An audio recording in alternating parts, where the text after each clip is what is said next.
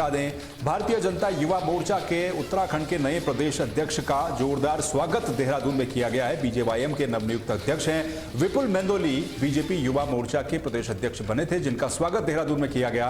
कार्यकर्ताओं में भारी उत्साह देखने को मिला है। कार्यकर्ताओं ने रैली निकाल करके उनका स्वागत किया। देहरादून महानगर कार्यालय में उनका जोरदार स्वागत किया गया और 2027 में प्रचंड जीत का दावा भी किया गया।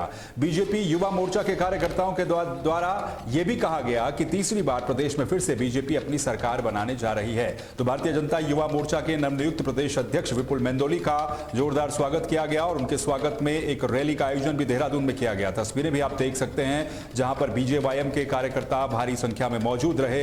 इस दौरान कार में ओपन कार में एक तरीके से उनको इस रैली में शामिल किया गया और उनका जोरदार स्वागत किया गया। साथ ही इस दौरान विपुल मेंदोली ने दावा किया है कि 2027 में बीजेपी फिर से प्रचंड जीत के साथ तीसरी बार उत्तराखंड में लगातार अपनी सरकार बनाएगी। मुख्यमंत्री धामी जी लगातार ग्राउंड पर काम कर रहे हैं, युवाओं के लिए काम कर रहे हैं। मुझे पूरा भरोसा है कि इस बार भी हम प्रचंड बहुमत के साथ आएंगे, हैट्रिक लगाएंगे और बड़ी संख्या में युवाओं को मोबिलाइज करेंगे और युवाओं के कंधे पर ही हम जीत लेकर जाएंगे। 2027 में चुनाव भी नज़दीक है, क्या कहना चाहेंगे आप चुनाव के बारे में, क्योंकि युवा मोर्चा की अहम जिम्मेदारी हो जाती है? जी, जैसा कि हम सभी जानते हैं कि 35 वर्ष आयु के नीचे की जो कैटेगरी है भारत में वो 2/3 है। तो 66% जब एक ग्रुप 66% का हो जाता है, उसका नेतृत्व करने की जो जिम्मेदारी मिलती है, ऑब्वियसली बड़ी जिम्मेदारी भी है। लेकिन ये बड़ा ये हमारे पास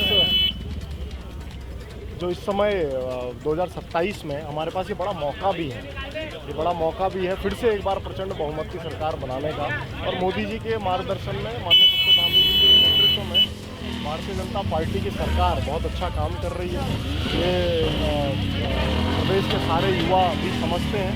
सरकार के कामों को हम हर दरवाजे तक लेकर जाएंगे, ये युवा मोर्चे का प्राइमरी काम है। आपको क्या लगता है वर्तमान समय में उत्तराखंड में कई युवाओं के द्वारा आंदोलन चल रहे हैं, कई मुद्दे हैं, आप युवा मोर्चा की नई अध्यक्ष बने, क्या कहना चाहेंगे?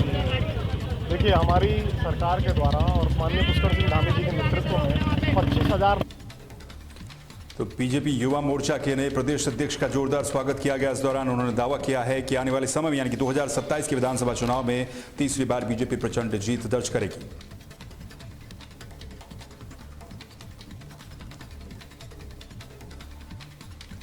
अगली बड़ी खबर की ओर रुख कर लेते हैं। हरिद्वार पहुंचेगी नकल के जांच करने वाली टीम। जो UKSSC पेपर लीक मामले में जो टीम बनाई गई थी, नकल के आरोपों की जांच को लेकर के आयोग हरिद्वार पहुंचेगा। 27 अक्टूबर को जांच के लिए हरिद्वार आयोग पहुंचेगा। यूसी ध्यानी की अध्यक्षता में जन सुनवाई सत्र का आयोजन किया जाएगा।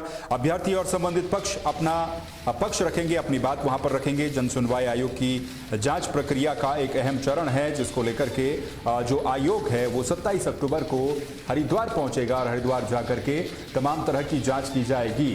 साथ ही आपको ये भी बता दें कि जन सुनवाई इस मामले में हरिद्वार में आयोजित की जाएगी और क्योंकि ये जन सुनवाई एक महत्वपूर्ण हिस्सा इस जांच का है, इसीलिए उम्मीद है कि यहां पर छात्र भी बड़ी संख्या में पहुंचेंगे।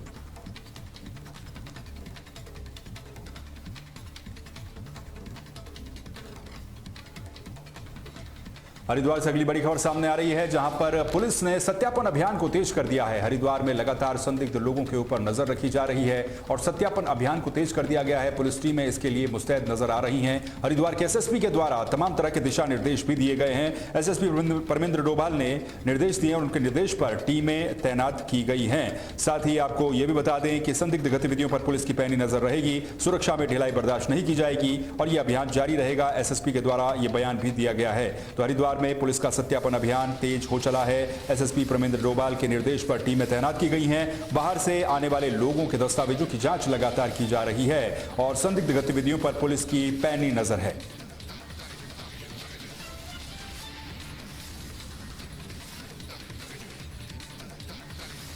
हरिद्वार से अगली बड़ी खबर है, जहां पर एक किंग कोबरा दिखने से इलाके में हड़कंप मच गया, जिसके बाद इसका रेस्क्यू किया गया वन विभाग की टीम के द्वारा और किंग कोबरा को रेस्क्यू करने के बाद जंगल में सुरक्षित छोड़ दिया गया। आपको जानकारी दे दें कि लकड़ बस्ती में 12 फीट लंबा किंग कोबरा दिखाई दिया। सूचना पर वन विभाग की टीम मौके पर पहुंची और इसके साथ ही सफलतापूर्वक इस किंग कोबरा का रेस्क्यू कर दिया गया। रेस्क्यू के बाद किंग कोबरा को सुरक्षित जंगल में छोड़ा गया। सूचना पर वन विभाग की टीम मौके पर पहुंची और किंग कोबरा को रेस्क्यू करने के बाद सुरक्षित जंगल में छोड़ दिया गया है। तो ये बड़ी खबर हरिद्वार से आपको बता रहे हैं। तस्वीर भी आप देख सकते हैं किस तरीके से 12 फीट लंबा ये किंग कोबरा बताया जा रहा है, जिसको रेस्क्यू करने में वन विभाग के कर्मचारियों को कड़ी मशक्कत का सामना करना पड़ा और कड़ी मशक्कत के बाद इस किंग कोबरा को यहां से रेस्क्यू किया गया और रेस्क्यू करने के बाद इसे जंगल में छोड़ दिया गया। तो ये आप तस्वीरें भी देख सकते हैं जहां पर किंग कोबरा को रेस्क्यू किया गया है और वन विभाग की टीम के द्वारा कड़ी मशक्कत की गई है और कड़ी मशक्कत के बाद इस किंग कोबरा को रेस्क्यू किया गया। लकड़ बस्ती में ये 12 फीट लंबा किंग कोबरा दिखाई दिया, जिसके बाद इसे रेस्क्यू करके इस किंग कोबरा को जंगल में छोड़ दिया गया है।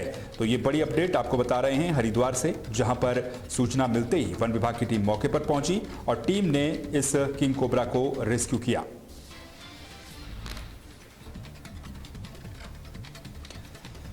हरिद्वार की ये तस्वीरें हैं जहां पर आप देख सकते हैं किंग कोबरा का रेस्क्यू किस तरीके से किया गया है। तस्वीरों में भी साफ तौर पर देखा जा सकता है एक 12 फीट लंबा ये किंग कोबरा हरिद्वार में जब दिखा। लकड़ बस्ती का ये पूरा मामला बताया जा रहा है, जिसके बाद इलाके में एक तरह से सनसनी फैल गई। वन विभाग को तुरंत इसकी सूचना दी गई। वन विभाग के जो कर्मचारी हैं वो मौके पर पहुंचे और कड़ी मशक्कत के बाद इस किंग कोबरा को रेस्क्यू किया गया। रेस्क्यू करने के बाद इसे जंगल में छोड़ दिया गया। तो ये तस्वीरें भी आप देख सकते हैं किस तरीके से इस किंग कोबरा को वहां पर रेस्क्यू किया गया और 12 फीट लंबा विशालकाय ये किंग कोबरा जो हरिद्वार में देखा गया और इसे फिर रेस्क्यू करके यहां से जंगल की तरफ छोड़ दिया गया।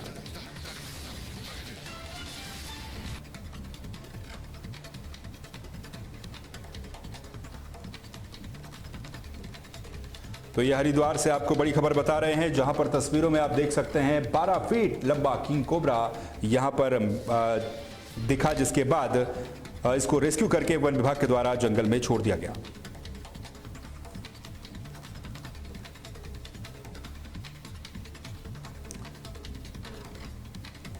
अगली बड़ी खबर सामने आ रही है बस्तर से। नक्सल प्रभावित इलाके में एक और नक्सलियों का आत्मसमर्पण देखने को मिला है। बस्तर से एक खबर जहां पर कांकेर में 21 नक्सलियों ने आत्मसमर्पण किया। 13 महिला और 8 पुरुष माओवादी इसमें शामिल हैं। 4 डीवीसीएन, 9 एसीएम और 8 पार्टी सदस्य थे जो सक्रिय बताए जा रहे थे। 3 AK-47 और 4 SLR समेत कई हथियार भी इनसे बरामद किए गए हैं। बस्तर आईजी पी सुंदर राज ने इसकी पुष्टि की है, जहां कांकेर में 21 नक्सलियों ने आत्मसमर्पण किया है। तो नक्सलियों के आत्मसमर्पण की एक और बड़ी खबर ये आपको बता रहे हैं बस्तर से, जहां पर 21 नक्सलियों ने आत्मसमर्पण किया है, जिसमें 13 महिला और 8 पुरुष नक्सली शामिल हैं। साथ ही इनसे 3 AK-47 और 4 SLR समेत कई हथियार भी बरामद किए गए हैं। बस्तर आईजी पी सुंदर राज ने इसकी पुष्टि की है और पुष्टि करते हुए ये पूरी जानकारी दी है। कुछ दिन पहले भी बड़े पैमाने पर नक्सलियों ने आत्मसमर्पण किया था।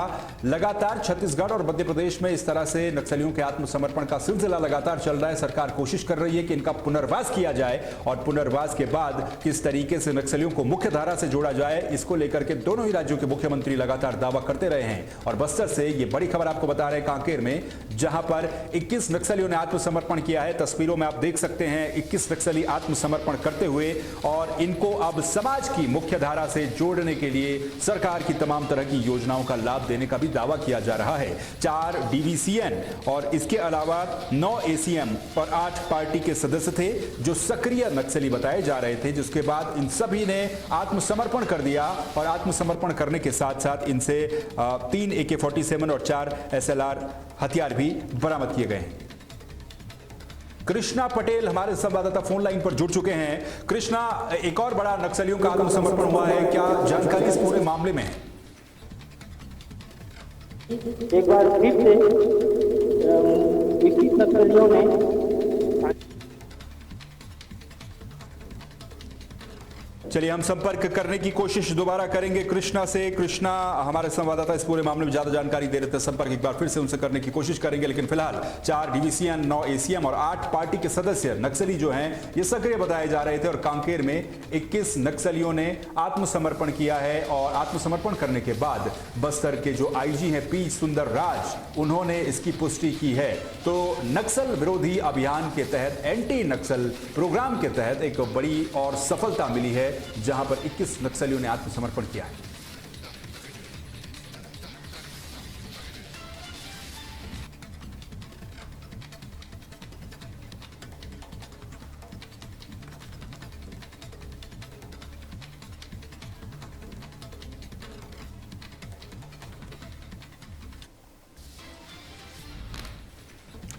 ब्रेकिंग न्यूज में फिलहाल के लिए बस इतना ही। बाकी खबरों के लिए और अपडेट्स के लिए आप लगातार बने रहिए तहलका डिजिटल के साथ। मुझे दीजिए इजाजत। नमस्कार।